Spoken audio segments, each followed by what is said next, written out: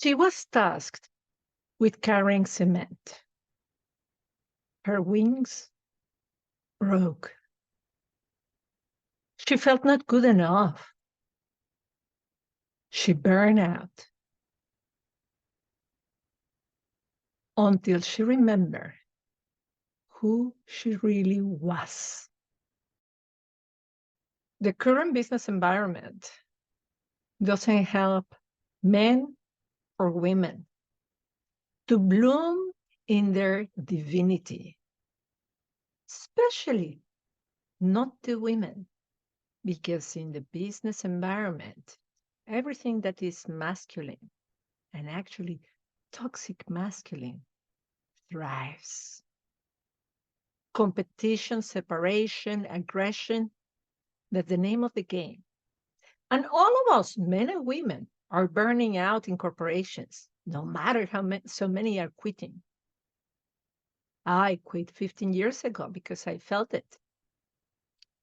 But women are especially suffering because corporations are not designed for the divine feminine. To talk about the divine feminine at work, to talk about emotions at work, that's absolutely impossible. Powerful feminine, actually, is what generates real profit, is what generates real fertility, because it's a combination of two elements of creation, water and earth, that combined create the fertile ground for everything to bloom. But hey, what if we are working as men with fire of competition and air of ideas and technology? We forget our water and earth, and we all don't have the fertile ground for everything that we want to have as humanity and as individuals. So I'm going to introduce you to three business advisors, the best there are. Are you ready? Advisor number one. Advisor number one is your very own pleasure. Pleasure at work. I remember years ago when I told this to one of my clients years ago. Can I actually have pleasure at work? Isn't work a place where they pay me and I just go? Can you imagine? It's more than a third of your life. If you're working 8 hours a day, it's just a third of your life. But if you're working 10 or 12 hours a day and you don't like what you're doing, you're really letting go into tolerating, into suffering a big part of your life. So I invite you to awaken your pleasure in your life. You see, we have been disconnected from pleasure for many reasons, religious reasons. You cannot have pleasure. Pain is the value that you need to pursue. Having pleasure is very selfish. Pleasure needs to be reframed as a guiding principle. Do you want chocolate? Do you want a strawberry?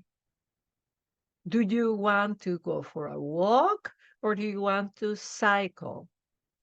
Do you want to have a salad or do you want to have a soup? Do you date this guy or that guy? As you start learning to discern what you want by listening to your own intuition, you start taking decisions that are really yours.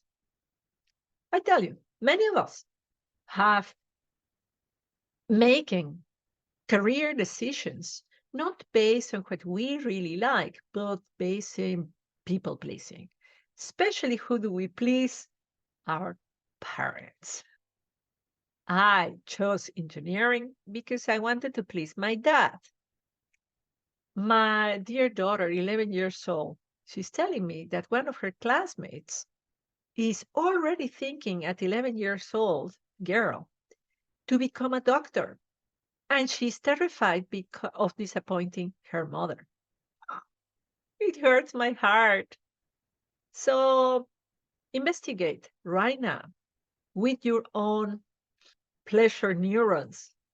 Is the that you are doing okay? You are surviving it?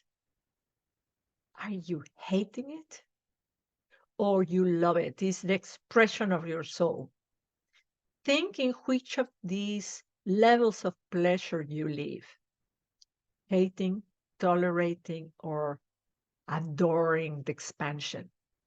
And be very honest with yourself. You don't need to tell me or anybody. You need to tell yourself. You need to listen to yourself. So you see, who is the advisor here? You. You're going to listen to your own wisdom for what you want. And not only that, you need to act accordingly. I know you cannot quit right now. You cannot, but you can start. You start that other education. You can start having a career coach. You can start that other hobby. You can start. The important point is that you get real and you allow your pressure, your wisdom to guide you. Number two, we need to start embodying the opposite of the lone wolf. What is that? The lone wolf is the one that never asks for help, that does it all by herself, that wants to show that there is no imposter syndrome. I just need to do it all by myself. Oh my God, I hear this so often. Women that burn out because they do not know how to ask for help, because they do not know how to build a network, because they do not know how to be with other women. Of course, there are the other ones that are even bullies. What we need to do, you and me, about every single woman in the world, is build sisterhood. As we learn what is the feminine, we start teaching what's the feminine. The strength of the feminine is community, is empathy, is listening. Be that for other women. Listen to them. And as they learn, they will feel empowered to behave more feminine. And this will become a ripple effect of awakening of all women. And this will put men in their power, which is very interesting. I want to do a video about that, of how we can awaken the divine masculine in men. Dun, dun, dun. Sisterhood is magical. Let me feel your love. Give it a thumbs up to this video. That tells me you appreciate my work and makes wonder to the YouTube channel. Point number three. Point number three is your third advisor will be your beautiful body. You see, we have been trained not to listen to our body. We don't go to the toilet when we need to. We don't sleep when we need to. We don't eat when we need to. We just postpone listening to our body until absolutely the last. If you follow me for a while, you see that I used to have the hair really, really short. And the reason why I had the hair so short was to not waste time. Oh my God. So I consider a waste of time to take care of myself. Yeah. And that's what we do. You and me and every single other woman, we think that our body is a waste of time. It's a waste of time to go to the toilet. It's a waste of time to sleep. It's a waste of time to wash our hair. We need to stop that nonsense. We need to listen to our body and start leveraging the wisdom of it. You see, when you sleep, your body rebuilds itself. You become even more intelligent if you sleep. If you eat, you build your muscles and your bones and it. It is so simple, but we don't do it. And we have some leverage that men don't have, and we do not use enough. And that is our menstrual cycle. Do you know that the menstrual cycle has four phases? And each one of these four phases has different hormones.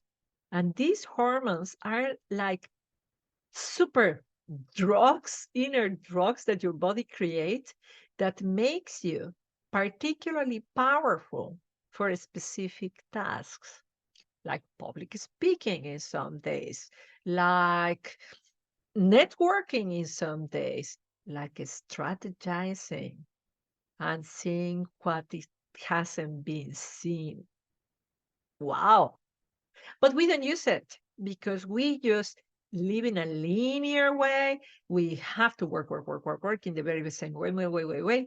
And we quiet, we repress. We think even, we talk bad about our menstrual cycle. So I invite you, I have a great results for you. I have a video in which I explain everything about the hormones and how you can leverage them. And the super cool thing is that it comes with a workbook. You can download the workbook below. You can go to that video and you are going to be amazed at how powerful you become as using your hormones as your effectiveness tool. I wish you all the best. Be feminine.